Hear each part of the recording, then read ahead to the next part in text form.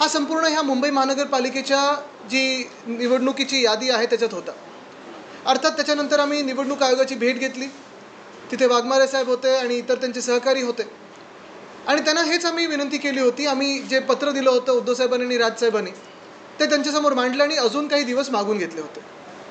पण प्रामुख्याने त्याच्यात जो घोळ होता त्याच्यावर कुठेही निवडणूक आयोगावर अवलंबून न राहता आम्ही स्वतः त्याच्यावर काम करत राहिलो. गेले 10-12 दिवस आम्ही शाखेशाखेत जातोय, वेगळ्या वेगळ्या विधानसभेत जातोय आणि ह्याच्यावर ऑब्जेक्शन कसे घ्यायचे, काय ऑब्जेक्शन घ्यायचं, कुठचं फॉर्म भरायचा, ही सगळी जी किचकटपूर्ण प्रक्रिया आहे ती पार पडत आहोत. यानंतर देखील आम्ही अनेक शाखेंमध्ये जात आहोत. पण ह्याच्यात काही गोष्टी ज्या ठळकपणे आम्हाला जाणवत आहेत त्या तुमच्याच समोर आणत आहे, लोकांसमोर आणत आहे, मीडियाच्या माध्यमातून. आणि ही निवडणूक यंत्रणा नेमकी चालली कशी हे बघण्यासारखं तर झालेलं आहे. आत्ताचे जे सगळे मतदान चालू आहे आपल्याला तर माहिती आहे, कोण मख्ख चेहरा घेऊन बॅगसोबत उतरतं आहे, त्याच्यात पैसे आहेत की नाही ह्याच्यावरनं सगळा गदारोळ चालू आहे. कोणी धमक्या देत आहे, कोणी रेट टाकतं आहे, हा सगळा तर गोंधळ वेगळाच. एक आमदार तर जाऊन दाखवतात की कोणी मतदान कोणाला करायचं. खरोखर निवडणूक आयोग म्हणून प्रकार आहे की आता सर्कस झाली त्याची, हे विचार करण्यासारखं आपल्या देशात आहे. पण आम्ही गेले 10-12 दिवसांमध्ये प्रत्येक वॉर्डमधले, म्हणजे मुंबईत जर आपण म्युन्सिपल वॉर्ड पाहिले तर 227 आहेत. सरासरी प्रत्येक वॉर्डमध्ये 3,000 ते 4,000 ऑब्जेक्शन आम्ही घेतलेले आहेत आणि अजूनही आम्ही घेत आहोत. 3,000 ते 4,000च झालेले आहेत कारण ही पूर्ण जी एक सिस्टम आहे ती किचकट आहे. म्हणजे त्या जे कोणाचा अर्ज भरायचा असतो तो संभाव्य दुबारमधून काढायला, ते संभाव्य दुबारमधून काढायला तुम्हाला त्याच्या घरी जायला लागतं, त्याचा फॉर्म भरून घ्यायला लागतो. एक दाखला, मग आधार कार्ड असेल किंवा ड्रायव्हिंग लायसन्सची कॉपी असेल, जे काय असेल त्याला अटॅच करून तुम्हाला सहाय्यक आयुक्तांकडे जायला लागतं, त्या व्यक्तीला घेऊन जायला लागतं. आणि ही सगळी प्रक्रिया झाल्यानंतर अशी एक उम्मीद आहे, कुठेतरी आम्हाला वाटते की निवडणूक आयोगाकडून हे जे 14 लाख दाखवलेले जे ह्यांचे संभाव्य दुबार म्हणून आहेत त्या लोकांना त्याच्यातून काढलं जाईल. बरं, हे 14 लाखांमधून जास्तीत जास्ती कोण आहेत तर जास्तीत जास्ती मराठी नावं आहेत, जास्तीत जास्ती आमच्या कार्यकर्त्यांचे नाव आहेत, राजकीय कार्यकर्त्यांचे नाव आहेत, राजकीय लोकप्रतिनिधींचे नाव आहेत. उदाहरण म्हणून घेतलं तर आमचे जे आमदार आहेत सुनील शिंदेजी, सुनील गोविंद शिंदे हे 7 की 8 वेळा आलेले ना, 8 वेळा आलेले. बरं, ह्याच्या आधीही त्यांनी मतदान केलं आहे, त्याचे आमदार आहेत, ते मुंबई महानगरपालिकेतून नगरसेवकांनी निवडून दिलेले आमदार आहेत. पण त्यांचंच नाव मुंबई महानगरपालिकेच्या यादीमध्ये जे आता मतदार यादी आहे 7 वेळा आलेलं आहे. खोलावर गेलं तर प्रत्येक ते जे 7 वेगळे सुनील गोविंद शिंदे आहेत त्यांचे वय वेगळी आहेत, ॲड्रेस वेगळा आहे, फोटो वेगळा आहे, पण नाव कॉमन वाटतंय म्हणून 7 वेळा त्यांनी सांगितलं संभाव्य दुबार. पण ह्या संभाव्य दुबारांचं, जसं आता श्रद्धाताई जाधव आहेत, आमच्या महापौर राहिलेत, मुंबई महानगरपालिकेच्या मुंबईच्या महापौर राहिलेले आहेत, त्यांचं नाव 8 वेळा आलेत. इकडचे धारावीचे जे आमदार आहेत ज्योती गायकवाडताई, त्या देखील संभाव्य दुबारमध्ये आलेले आहेत. अनेक लोक असे आहेत जे संभाव्य दुबारमध्ये आले आहेत. अनिल देसाईजींचं पण नाव संभाव्य दुबारमध्ये आलेलं आहे. खासदार आहेत दक्षिण मध्य मुंबईचे. म्हणजे बरोबर मराठी नावं असतील, बरोबर विरोधी पक्षाच्या कार्यकर्त्यांची नावं असतील, लोकप्रतिनिधींची नावं असतील, ही संभाव्य दुबारमध्ये टाकलेली आहेत. आणि ह्याच्यातच आम्ही व्यस्त झालेलो आहे, कारण जे कोणी संभाव्य दुबार ह्या यादीत येतं, म्हणजे ॲस्ट्रिक्सच्या ते येतं, जर तसं नाव असेल तर तुम्हाला मतदानाच्या दिवशी निवडणूक आयोगाचं एक हमीपत्र भरायला लागणार आहे, परिशिष्ट 2, आणि ते भरल्यानंतरच तुम्ही मतदान करू शकाल. म्हणजेच काय तर ही सगळी नावं एक तर मतदानाला येऊच नाही किंवा मतदान ज्या वेगाने व्हायला पाहिजे ते होऊ नये. जे विरोधी पक्षाचे असतील किंवा जे मुंबई प्रेमी जे लोक असतील त्यांचं मतदान स्लो डाऊन व्हावं, ही कदाचित निवडणूक आयोगाची ह्या मागची विचारसरणी असू शकते. पण तुम्ही विचार करा, जर आम्हाला सरासरी प्रत्येक म्युन्सिपल वॉर्डमध्ये 3,000 ते 4,000 ऑब्जेक्शन्स भरून घ्यायला एवढे दिवस लागत असतील आणि पुढचे काही दिवस अजून आम्हाला, पुढचे 2 दिवस म्हणजे आज आणि उद्या अजून काही 3,000-4,000 ऑब्जेक्शन भरण्याचा प्रयत्न असेल आमचा, ही यंत्रणा कधी लागली आमची? पूर्ण पक्ष म्हणजे शिवसेना, महिला पुरुष दोन्ही, अंगीकृत संघटना, त्याच्यात स्थानिक लोकाधिकार समिती आहे, भारतीय कामगार सेना आहे, ग्राहक संरक्षण कक्ष आहे, युवा सेना आहे, युवती सेना आहे, टॉप टू बॉटम प्रत्येक आजी माजी पदाधिकारी जेव्हा काम करत आहेत तेव्हा आम्हाला एवढा कालावधी लागलेला आहे हे काम करून घेण्यासाठी. पण ह्याच विरुद्ध जे खरं निवडणूक आयोगाचं काम आहे, जे BLOचं काम आहे, तुम्ही हा विचार करा. आज तुम्ही मीडिया म्हणून कुठच्याही मतदारसंघात जा आणि विचारा किती याद्या आहेत तुमच्याकडे, किती BLO असायला पाहिजे आणि कोण BLO म्हणून नेमकं येतं आहे. BLO म्हणून गंमत अशी झालेली आहे, महानगरपालिकेची जी काही यंत्रणा निवडणुकीची आहे, BLO म्हणून कोण येतं आहे? तर ज्यांना लिहिता येत नाही, वाचता येत नाही, अशी लोकं पाठवले जात आहेत BLO म्हणून. आणि हे लोकं जाऊन चेक करत आहेत की तुम्ही मतदार आहेत की नाही. लिहिता वाचता न येणं हा काही गुन्हा नाही आहे, बिलकुल नाही आहे.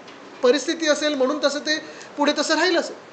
पण एवढ्या महत्त्वाच्या कामासाठी, जिथे तुम्ही प्रत्येक मतदार हा खरा आहे की खोटा आहे हे ओळखू पाहतात, तुम्ही लार्ज हाऊसहोल्डमध्ये जे 10+ लोकं खरोखर राहतात की वेगळी वेगळी आहेत हे तुम्ही ओळखण्याचा प्रयत्न करताय, तिथे तुम्ही असे लोक पाठवताय ज्यांना यादी वाचता येत नाही, काही लिहिता येत नाही.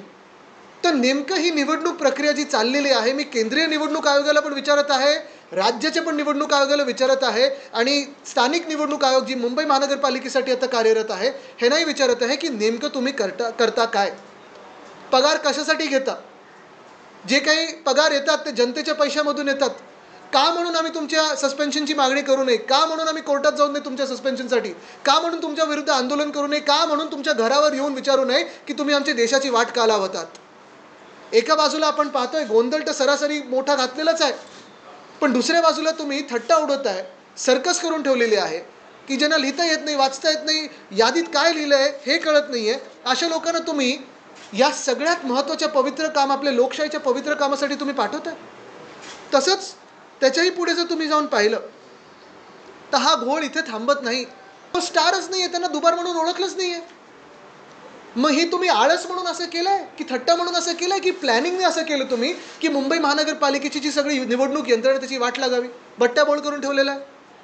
तसंच तिसरा जो एक फीडबॅक माझ्याकडे येतो तो म्हणजे लोकसभेच्या वेळी देखील आणि विधानसभेच्या वेळी देखील आम्ही ऑब्जेक्शन घेतलं होतं. अजूनही ते ऑब्जेक्शन तसंच्या तसं आहे. ज्या लोकांची जे मृत मतदार आहेत, मयत मतदार, जे डेड वोटर्स ज्यांना आपण बोलतो, बिचारे कधीच गेलेत, म्हणजे कोणी 90मध्ये गेलं, कोणी 2000 साली गेलं, कोणी गेल्या 5 वर्षांमध्ये गेलं, त्यांचं डेथ सर्टिफिकेट देऊनही निवडणूक आयोगाने त्याच्यावर कुठेही कारवाई काही केली नाही आहे. आणि विधानसभेत जेव्हा आम्ही आत्ता ॲनालिसिस करत होतो, तो वोट चोरीचा गोल तुमच्यासमोर लवकर आणूच, त्याच्यात पण प्रत्येक सीटवर कमीत कमी 4 ते 5 डेड वोटर्सनी बूथ वाईज मतदान करून गेलेले आहेत. ही वोट चोरी नाही तर काय आहे? हे मतदार कुठून आले, कोण आहेत हे जे गेलेले मतदार आहेत, मग त्यांच्या वतीने दुसरं कोण प्रॉक्सी वोटिंग करतंय का? मतदान तुम्ही करू कसं दिलं? आणि इथे पण ह्या यादीत पण ऑन ॲन ॲव्हरेज जर तुम्ही पाहिलं तर प्रत्येक मतदारसंघामध्ये 80 ते 100 मतदार असे आहेत जे कधीच गेलेले आहेत, पण त्यांची नावं अजूनही मतदार यादीत आहेत. ह्यांचं करायचं काय? बरं, आम्ही ह्या निवडणूक आयोगाला सांगितलं, सर नाही वो ऊपरवाले करते, ऊपरवाल्यांना सांगितलं, नाही सर वो नीचेवाले करते. मधल्यामध्ये तुम्ही काय घोळ घालताय मग? हा जो एक प्रॉब्लेम आहे ना, ह्याचं उत्तर देणार तरी कोण? हा एक मोठा प्रश्न आमच्या समोर आहे. आणि हा देखील आम्ही प्रश्न आज तर पत्र लिहून पाठपुरावा करत आहोत, पण अजून मोठी चळवळ काही उभी करायची झाली तर मला वाटत नाही आम्ही मागे पुढे बघू, कारण हे आमच्या देशाच्या लोकशाहीमध्ये तुम्ही लोकशाहीला मारून टाकण्याचं काम करताय. लार्ज हाऊसहोल्डचा विषय आहेच.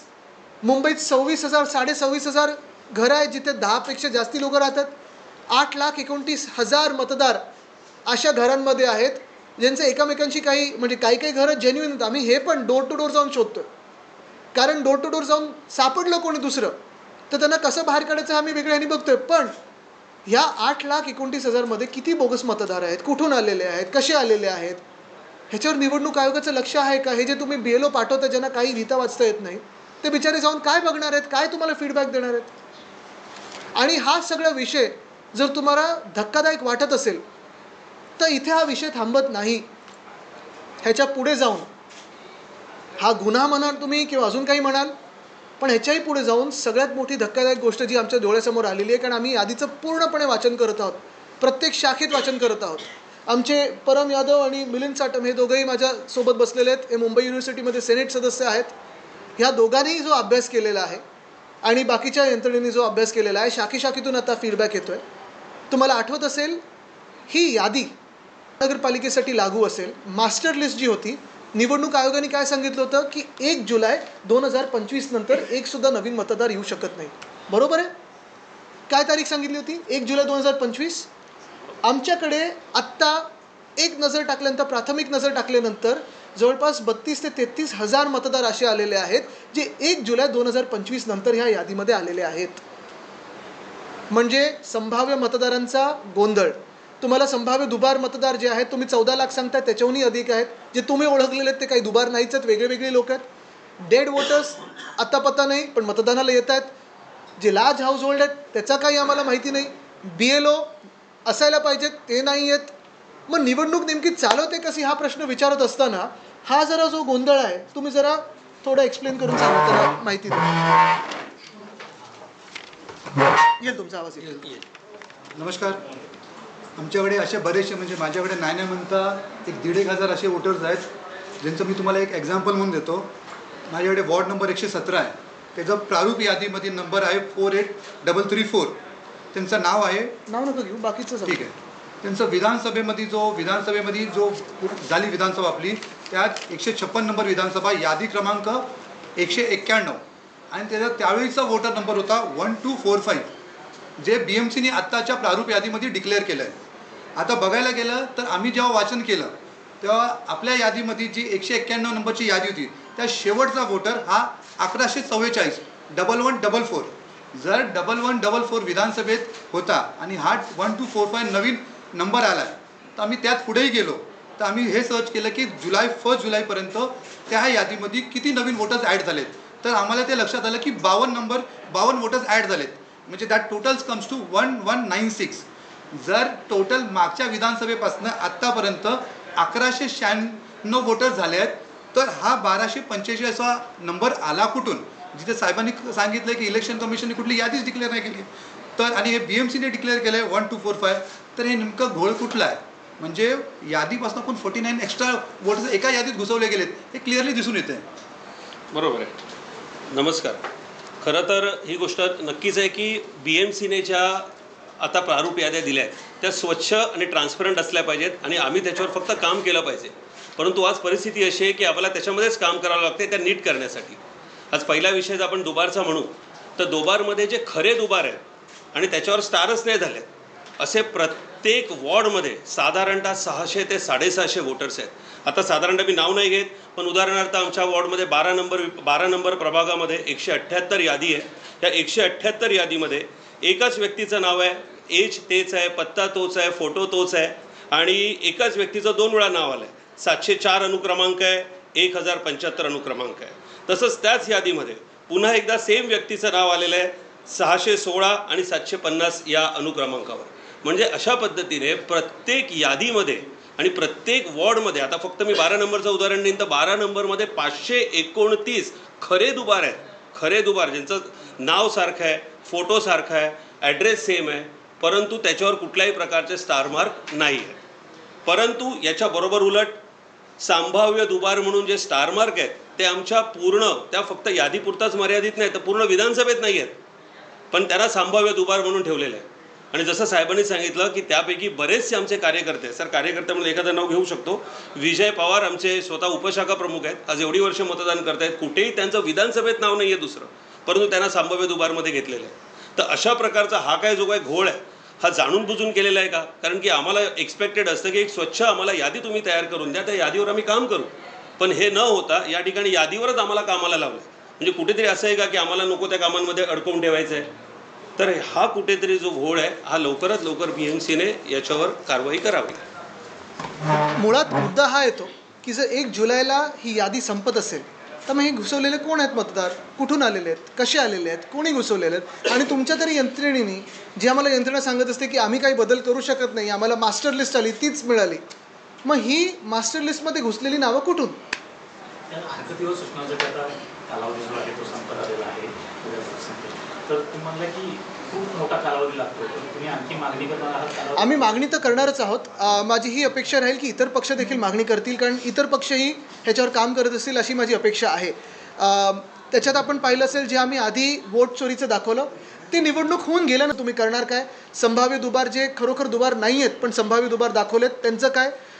जे दुबार आहेत पण संभाव्य दुबारच्या यादीत नाही आहेत त्यांचं काय? BLO जे जात आहेत, तुमच्याकडे यंत्रणाच नाही आहे तरी तुम्ही सांगता आमच्याकडे यंत्रणा आहे आणि 1 नेशन 1 पोलच्या गोष्टी करताय, ह्याचं काय? आणि हे जे घुसवलेले मतदार आहेत हे कुठून आले, कोणी दिले, कसे आले? ह्याच्यात मास्टर लिस्टमध्ये जर नव्हते आणि मास्टर लिस्ट पकडून जर तुम्ही चालताय 30 जून 2025ची, मग ह्याचं काय? पब्लिश नाही केली. एक मिनिट, ह्याच्यावर उद्या मग त्याच्यावर येऊया. 3000 साधारणपणे तुम्ही म्हणताय की आपण हरकती सूचना नोंदवल्या आहेत, तर त्याच्यामध्ये 3000 पर वॉर्ड, म्हणजे Per ward. पर वॉर्ड. तर पण मग हे सगळे दुबार मतदार आहेत, ह्याच्यात संभाव्य दुबार आहेत. तक्रारी आहेत, नाही, तुम्हाला सांगतो, ह्याच्यात त्यांनी प्रोसेस अशी ठेवली आहे की संभाव्य दुबार जर असतील तर तुम्हाला त्यांचा अर्ज एक भरायला लागतो, परिशिष्ट 1, बरोबर आहे. ते भरून तुम्हाला सांगायला लागतं की मी अमुक अमुक मतदार आहे, माझं ह्या आधी 2 वेळा नाव आलं आहे, मला एकदाच नाव आणून घ्यायचं आहे. अशी आमची आता अपेक्षा आहे की त्याच्यावर करेक्शन होईल. आणि मात्र एवढे पत्रव्यवहार करून याला जबाबदार कोण राहणार? कारण अगोदरच म्हटलेलं आहे की आम्ही फक्त फॉलो करतो. आम्ही सगळे ह्याचे बरोबर कागदपत्र गोळा करून ठेवलेले आहेत. प्रत्येक रिसिप्टचं स्टॅम्प असेल, सगळं काही असेल. वॉर्ड वाईज आमच्या सगळ्या शाखेनी, शाखाप्रमुखांनी ते स्वतःकडे ठेवलेलं आहे. पुढची जी कारवाई असेल, जर करेक्शन ह्याच्यात नाही झालं, ती पक्ष तर ठरवेलच. आणि लिगली देखील जे काही तरतुदी आहेत निवडणूक आयोगाच्या कायद्यामध्ये, कोणाला सस्पेंड करायचं, काय चौकशी झाली पाहिजे, ते पण आम्ही पुरेपूर पाठपुरावा करणार आहोत. करेक्शन झालं किंवा नाही झालं तरी, कारण हा घोळ झालाच नाही पाहिजे होता. पाठपुरावा हा शिवसेना स्टाईल असेल. पहिलं आता बघू ना पुढचं काय करेक्शन करतात. 10 तारखेला पहिले 7 दिवस मिळतात का, आणि 10 तारखेला काय करेक्शन मिळतंय का? असं आहे की राज्याचे मुख्यमंत्री स्वतः या निवडणूक आयोगावर वैतागलेले दिसले आणि त्यांनी आज मुख्यमंत्री नाराज आहेत. मग तुम्ही मला सांगा, जर आता भाजप पण नाराज व्हायला लागली आहे त्यांच्याच यंत्रणेवर, कारण निवडणूक आयोग त्यांच्याच ऑफिसमध्ये बसून काम करतं, मग नेमकं काय चाललंय? आणि ते फॉर्म सी भरण्याच्या संदर्भामध्ये, म्हणजे समजा एखादा व्यक्ती आहे ज्यांनी भरलेला नाहीये, तो प्रत्यक्ष मतदानाच्या वेळेला तिथे गेला, त्यांनी त्याचं हमीपत्र लिहून दिलं, त्या व्यक्तीचं नाव समजा दादरमध्ये आहे आणि वरळीमध्येही आहे, तर ही संपूर्ण जबाबदारी मतदारांवर सोडून दिलेली आहे. त्यांनी पण मान्य केलं, पण पावर नाही. हेच उत्तर येतं. चुका दाखवल्या दोनदा ते तीनदा आपण चुका दाखवल्या. आपल्याला वाटतंय का या मतदार याद्या निर्दोष होतील, आणि जर नाही झाल्या तर आपली भूमिका काय असेल? बघा, एकतर मतदार यादी निर्दोष होईल, नाहीतर निवडणूक आयोग दोषी ठरेल. ह्या दोघांमधून काहीतरी. ते बेलो बिचारे आमच्याकडे येऊन सांगतात की साहेब आम्हाला वाचता येत नाहीये, मदत करा, आम्हाला उत्तर वरती द्यायचं आहे. हे असं जर चालणार असेल, मदत करा, आम्हाला उत्तर वरती द्यायचं आहे. हे असं जर चालणार असेल तर निवडणूक तुम्ही कशी घेताय आणि का घेताय? आणि सुप्रीम कोर्टाने हे खरं बघितलं पाहिजे की हे जी सर्कस चालली आहे ना, ही कुठे ना कुठेतरी थांबली पाहिजे. त्याची निवडणूक आयोगाचे 3 निर्णय झाले. आचारसंहिता जे आहेत त्या इलेक्शन आहे आणि मतदानाच्या अवघ्या काही तासांच्या अगोदर संपलेले आहेत. त्यानंतर आज डिक्लेअर केलं जातं की संपूर्ण निकाल 22 तारखेला होणार. त्यामुळे अचानक हे आलेले निर्णय कसं पाहूया? कसं पाहतं म्हणजे आता मुख्यमंत्री स्वतः नाराज आहेत, आम्ही काय बोलू शकतो त्याच्यावर? पण परत प्रश्न हाच येतो ना, मध्ये जे बूथ चालले ना सगळीकडे, 1 नेशन 1 पोल, एक बूथ ह्यांना सांभाळता नाही येत आहे आणि 1 नेशन 1 पोल करायला चाललेत. कसं होणार?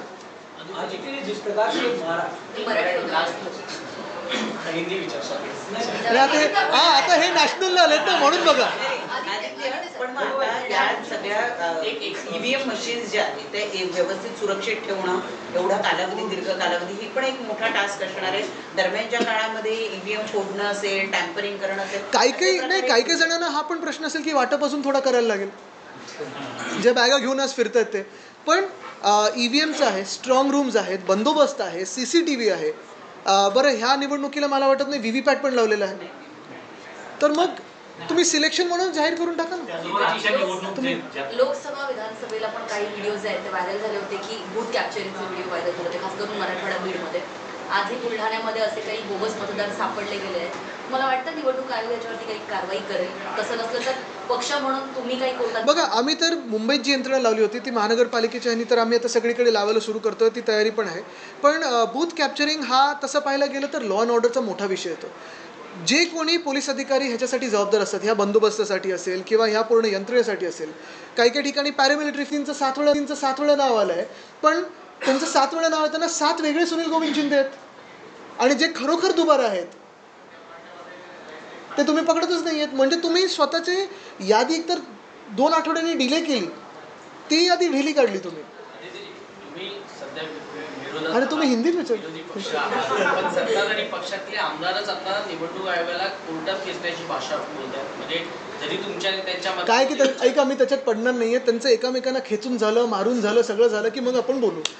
म्हणजे मी म्हणत नाही मारावं, पण चालू आहे त्यांचं काय काय. आज जिस प्रकार से महाराष्ट्र लोकल बॉडी इलेक्शन की बात करते हैं, जो कल फैसला काउंटिंग होने वाला था, वो अब 21 तारीख को हो रहा है. पूरी कार्यशैली को कैसे देख रहे हैं? और दूसरा सवाल, इलेक्शन कमीशन जिस प्रकार से काम कर रहा है उसको कैसे देख रहे हैं? इलेक्शन कमीशन अभी तो एक जोक बन चुका है, एक सर्कस बन चुकी है. अभी के जो चुनाव शुरू देखे तो हाल ही में आज ही उनका निर्णय आया कि सारी काउंटिंग अभी 21 तारीख को होगी. ये प्रोसेस में होते हुए ऐसे हो सकता है क्या, ये भी बात है. लेकिन दूसरी बात ये भी है कि जिस शहरों में चुनाव ही 20 तारीख को होने वाले हैं, तो अगर आज किसी शहर में काउंटिंग होगी तो क्या उस पर इम्पैक्ट हो सकता है, ये भी सोचना उतना ही ज़रूरी है. तो इसलिए मैं पूरा दोष उनको नहीं दूंगा. लेकिन ये चुनाव जो आगे कर दिए, पोस्टपोन कर दिए, 20 तारीख को जो वोटिंग है वो किस वजह से हुए? क्या इसमें इनके पूरी प्रक्रिया में खामियां नहीं है? क्या कोई इसमें तकलीफ़ें नहीं है जो कोर्ट ने देखी? कोर्ट को अगर इसमें आना ज़रूरी पड़ रहा है तो फिर चुनाव आयोग क्या कर रहा है? और यही बात मैं मुंबई की कहना चाहता हूँ, क्योंकि मुंबई में जो 7 नवंबर को लिस्ट आने वाली थी वो 14 को आने वाली थी, फिर 20 तारीख को आने वाली थी. 20 को शाम को जब लिस्ट आई हमने काम तुरंत ही शुरू कर दिया था. और हर एक लिस्ट में अगर आप देखें तो संभाव्य दोबार यानी पॉसिबली डबल ऐसे काफ़ी सारे नाम पहले ही दिन दिख गए थे. बहुत सारे ऐसे भी बूथ हैं या बिल्डिंगें हैं या इमारतें हैं जो एक वार्ड से लेके दूसरे वार्ड में डाल दिए हैं. बहुत सारे ऐसे वोटर हैं जो बरसों से डेड वोटर्स हैं, उनके डेथ सर्टिफिकेट अटैच करके हमने दस्तावेज सारे दिए हैं उनके दफ्तरों में, जो चुनाव आयोग के दफ्तर है. लेकिन शायद सिर्फ भाजपा के कार्यालय से जो आता है वही देखते हैं, चुनाव आयोग के दफ्तर में आमतौर पे जो आता है वो देखते नहीं है. लेकिन उस पर भी कोई निर्णय नहीं है. ये सारी बातें एक तरफ, और दूसरी तरफ एक सबसे बड़ा गुनाह जो हमारे सामने आया, नज़रों में आया, वो ये है कि हमें कहा गया था और आज भी कहते हैं चुनाव आयोग के लोग कि जो बीएमसी के लिए या सारे जो महानगर पालिका के जो चुनाव 29 महानगर पालिका के जो चुनाव है, जो मास्टर लिस्ट है वो 30 जून 2025 तक ही है. यानी 1 जुलाई 2025 से कोई भी नया वोटर उसमें एनरोल नहीं हो सकता. लेकिन मुंबई में एक नज़र उस पर अगर आप डालें तो हमें हमारी नज़रों में लगभग 30-32 हज़ार लोग ऐसे हैं जो उस लिस्ट में आए हैं जो 1 जुलाई के पहले नहीं थे. तो ये नए वोटर्स कहाँ से आए? ये नए वोटर्स किसने डाले हैं? शायद हमारे हो, किसी की भी हो, लेकिन फ्री एंड फेयर इलेक्शंस अगर चाहिए तो इसका जवाब भी आना ज़रूरी है कि ये नए वोटर्स कहाँ से आए. डबल नेम को लेके आपने कहा कि कार्यकर्ता और जो आपके लीडर्स हैं उनको टारगेट किया जा रहा है, क्या लगता है इसके लिए आप सरकार को जिम्मेदार मानते हैं, बीजेपी सरकार? अभी बीजेपी सरकार हो या इलेक्शन कमीशन हो, एक ही बात है, कोई अंतर है तो नहीं.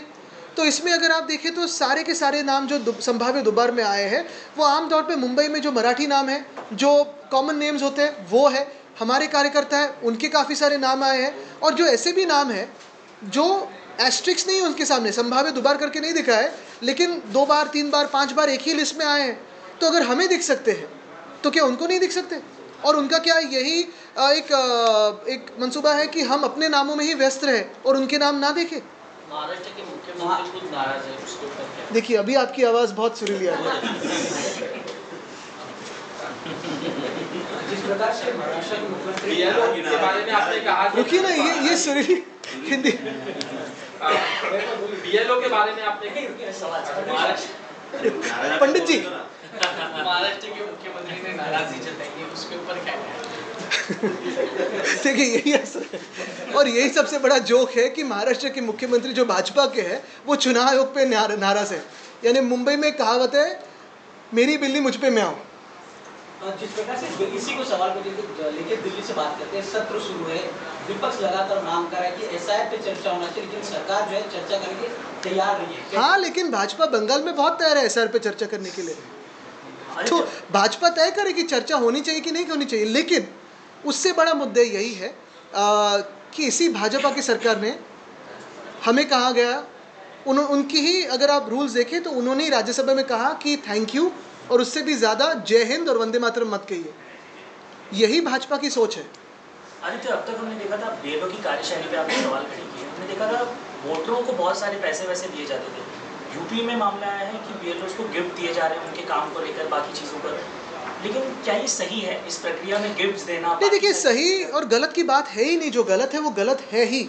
लेकिन इस जो पूरी प्रक्रिया में आप BLO कैसे चुनते हो?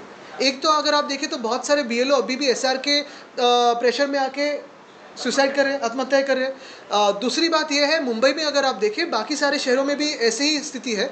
जितनी बूथ्स है उतने BLO होने चाहिए, लेकिन मुंबई में उतने BLO है नहीं। तो हमने जब आवाज़ उठाया पिछले 2-4 दिनों से, अगर आप देखें तो हर एक शाखा में जो काम चल रहा है 10-12 दिनों में, तो अभी ऐसे BLO भेजे जा रहे हैं जिनको कुछ पढ़ना या लिखना आता नहीं है। ये मैं गुनाह नहीं समझता कि उनको पढ़ना लिखना नहीं आता है, लेकिन ये गुनाह चुनाव आयोग का है कि वो ऐसे लोग भेज रहे हैं जिनको ये लिस्ट कैसे पढ़ी जाती है, क्या सही क्या गलत, ये अगर पता ही ना हो तो कौन से लोकतंत्र के बारे में हम बात कर रहे हैं। अगर सूची में सुधार नहीं होता है तो क्या आप कोर्ट मूव करेंगे या इलेक्शन कमीशन? देखिए, अगर मगर की बातों में अभी मैं नहीं जाऊंगा, क्योंकि अभी भी 2 दिन है, आज और कल है।